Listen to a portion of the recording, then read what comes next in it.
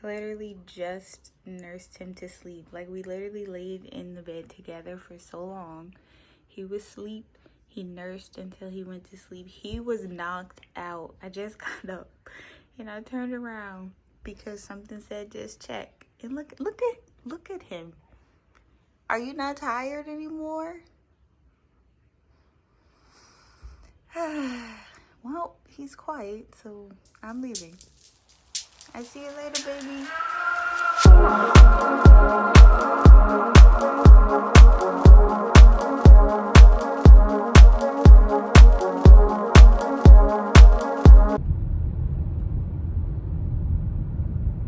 I'm on my way to pick up Noah from school right now, and Grayson is asleep in the back, thankfully, because, you know, I've been out.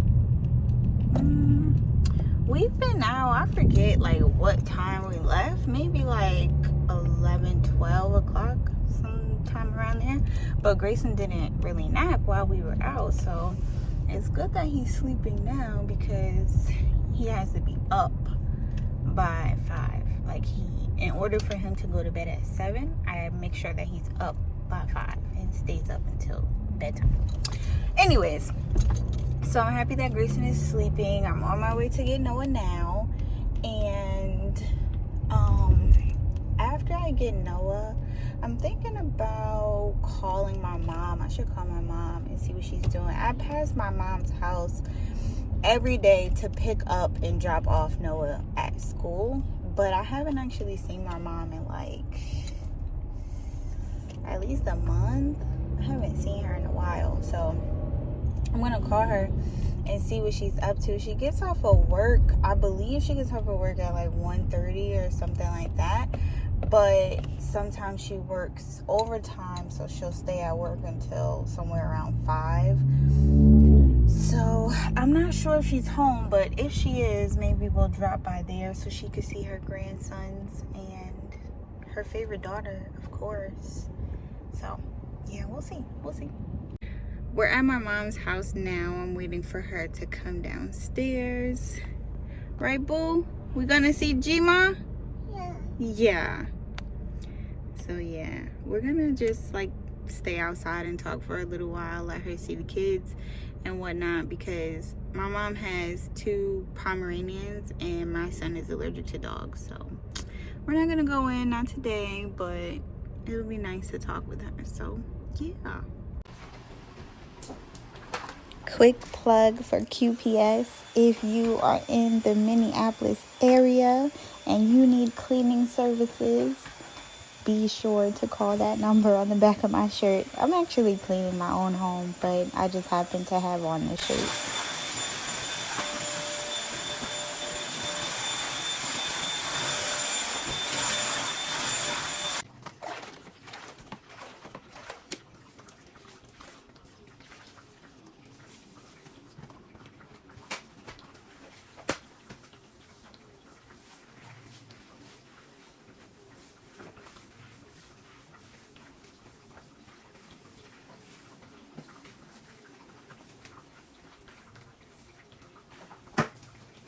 I've been like casually doing social media for years. And then as of recently, I told myself I'm gonna get more serious about this. And I'm gonna like, you know, come up with schedules and batch and bake and really post on social media. So I decided to do that, and then I got discouraged again because, of course, like, you know, my content wasn't being pushed like I thought it was going to be pushed. So yeah, I got discouraged and I kind of like stepped back and slowed down. But then I'm like, no, like, I really want to do this. So I started thinking about like how I wanted to do this. What did I want my social medias to look like? What did I want to present, etc., etc. So I started to think like, well, I'm a Christian and my life is very dynamic. Like, when I think about who or what I imagined a Christian to be before I got saved, that's not what my life looks like. My life looks completely different. And even when I speak to people about what it means to be a Christian, they have all these misconceptions, and it's just like, because there's no representation, and then the representation that they do see is usually the wrong representation. And I'm not going to talk about what that looks like, but I'm not like, I need people to like know what Christianity actually is all about. So I'm like, this is actually really important. Like, social media needs this, right? So I'm like, I'm gonna get on social media. But first, like, you know, any good business person, you go and you look at the market, you see what's out there, you see like what other people are doing on social media, whatever the case may be. So I go on YouTube and I search Christian girl vlog, faith and lifestyle, and, you know, other hot topic words, right, that will translate into what I want to do. And when I type in Christian girl vlog or faith content or lifestyle, Christian lifestyle, whatever, on YouTube, literally the only thing that comes up is Ashley Heatherton and yodeling. And I'm like, where's everyone else? Where are the other Christian girlies? Like, is this it? So it's easy to get discouraged because you think like, oh, it's social media, like the market is so oversaturated, but realistically it's not. And I'm like, that's whack on one end, but it's like actually really beneficial, because if I'm going to break in, then it's really not that hard. So I'm going to be doing a lot more. Sorry, I got a text. What is that? Oh, so yeah, so I'm going to be doing a lot more faith content, but I just like, I don't know, like, I'm just so shocked. Like, I'm genuinely shocked to see that there really aren't a lot of Christian girls on social media. So yeah, so I want to do Christian content, and I am going to do Christian content. This is my accountability. I'm going to do it. So I want to do Christian content, and I really want to share about my personal testimony.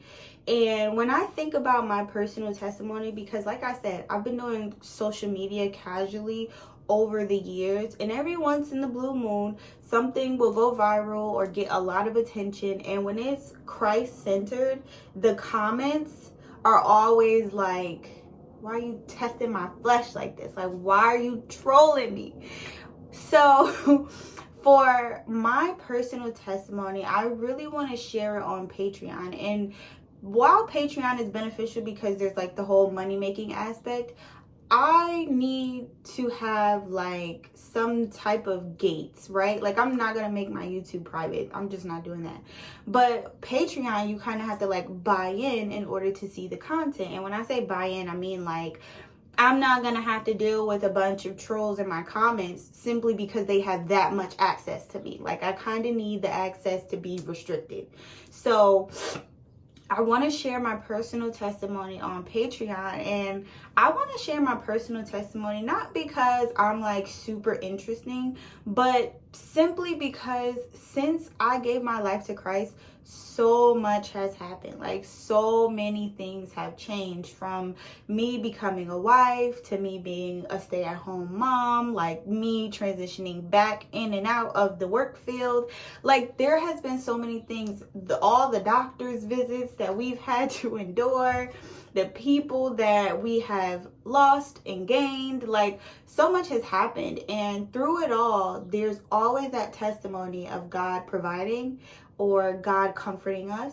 And it comes in so many different forms. And when I think about like what people, the image that people have of Christianity, or even like the expectation, is that they will get saved and life will be great. Life is going to be grand. They're going to get the house, the car. They're going to have peace. They're going to be happy. Everything is always so sparkly, right? And it's like, it's just not the reality. Like, thinking of my life before Christ, I was 23 when I was 22. I was 23 when I got saved. So in the span of 23 years to now, it's been 5 years since I've been saved. in those 5 years, I have lost more. I have been to the doctors more, like in the ERs, in the hospitals. I have endured some of the hardest times of my life in those 5 years compared to the 23 that I had outside of Christ. And there is nothing that has happened in the last 5 years that will make me say that those 23 previous years were better. Like, in those 5 years, it's been tough. But through it all, God has been right there. God has been right there like, you're fine. You're good. You don't need to worry. You're going to be great. You're going to be healthy. It's all wonderful. And from the outside looking in, or even like in the moment where like, it's like, I don't see it and I'm like crying and scared or whatever the case may be. Even in those moments, there was nothing before, like compared to my life before Christ, there's nothing that I would rather give up. But all of that needs to be seen. Like, people need to know that Christianity is not about the great life. It's not about the big house, the fancy car. It's not about the happy marriage. Like, there's so much more to it. Like, those things can come, but those things aren't guaranteed. So I want to share just about everything that has happened. And I want to do it in a protected space, right? Because I'm not going to sit here and act like I am holier than thou, and when people troll me on the internet, it doesn't kind of make me want to rise up. I'm not going to do that, and I'm not even going to put myself in a position where I would need to deal with that.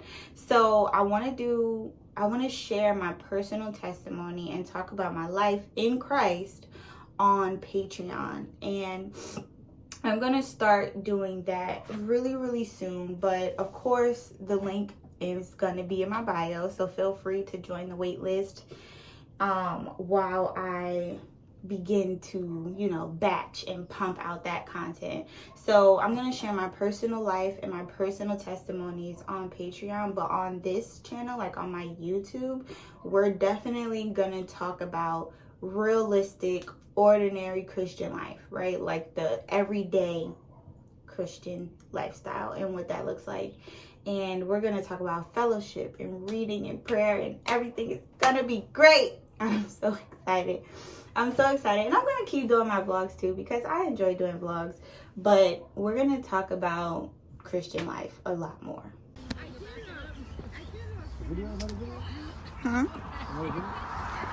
Yeah.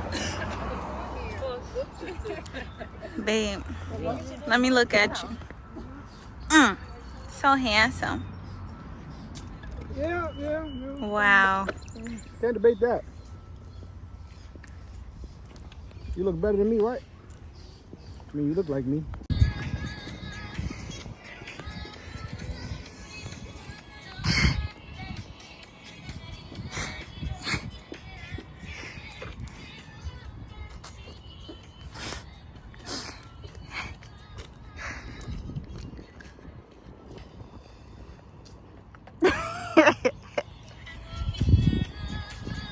Okay, Unc.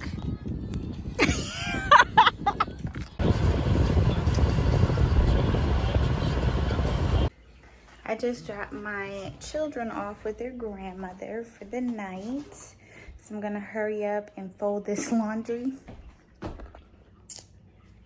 that I have been literally doing for 2 days now. So I'm gonna hurry up and get that done.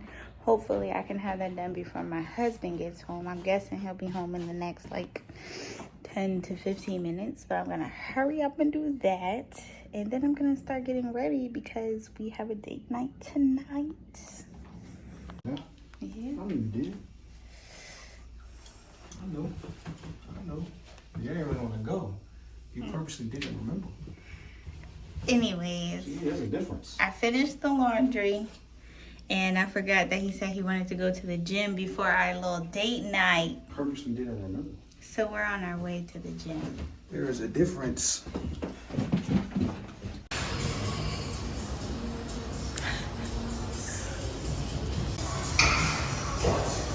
When you go to the gym just to look cute. You want to try? Yeah. One time? Yeah.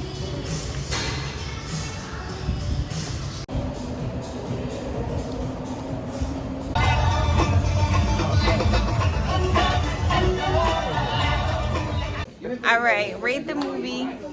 7. Hard -5. Negative What? 100 out of 10. No.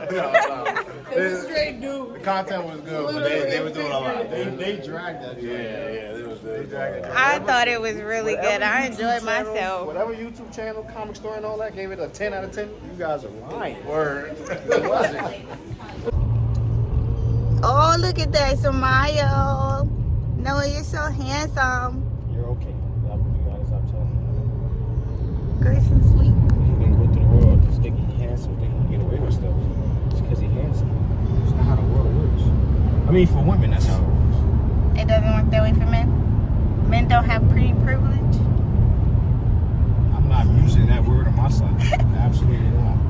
I think handsome men have privileges. I think they have certain privileges, yes. Should he use those to manipulate and get his way? I didn't say all of that. See, you always putting words in my mouth. I'm just saying, that's kind of like the next line of thought. Is it? Yeah. That he should just be out here manipulating? No, not you said that. You just You said that. Don't put that on me. You did this. So you didn't just say that? I'm saying that's what you alluded to. I alluded to that. Yes. What did I say or do that makes you think I... You gotta record it. I gotta see. I never alluded to the fact that he should be manipulating people because he's handsome. You called him handsome. I mean, unless it's a job interview. I feel like it's fair game. He should be able to use that. So you're saying he should make the interviewer, if she's a woman, make her little thing throb as she's sitting at a desk. That's what he should do. I didn't say that. I did not say that. That's what you said. First of all, it was a joke, and you always gotta take it too far. It's over. It's done. That's what you it's said. Done. That's what you said. Ain't he so handsome, y'all? We're waiting for our restaurant, of course, today. The restaurants are packed, so there's a long wait, but it's a beautiful day. Plenty of people out. Look at the sun. So we're just gonna wait and enjoy the morning until we get cold.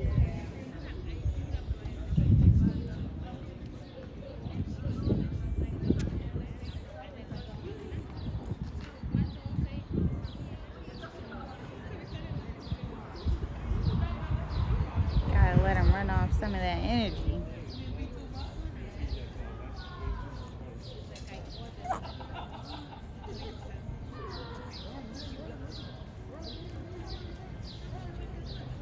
What we going to get? Where Huh? we going? Ice cream! Ice cream! Grayson, you seem excited. Babe, where we going? We are going to get a dairy variation of some stuff that's cold that people tend to like, that come in different flavors. What are you doing? It's really a lot of chemicals. But, you know, people be talking about the sprinkles and how they don't like sprinkles. You know, I'm a cookie dough type of person, you know. Cookie dough really goes. You are so handsome. Oh, thank you. You're welcome. You know, really appreciate that. You know, you want. All right. You go back. Noah! Noah? Cheese. Oh, Daddy got the goods. Grayson. Grayson. All right, go this way. Hi, Grayson. Hi. Stop eating that.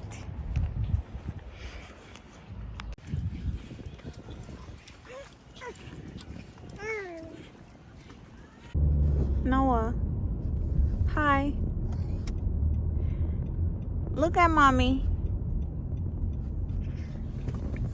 Let's see. Noah hit his face on the slide and his eye is swelling. It's been swelling since we left the park. But my husband keeps saying he don't see nothing, but I see it. Hey, I'm the one that wear glasses. Oh, yeah. Well, you got glasses on. You trying to be like me.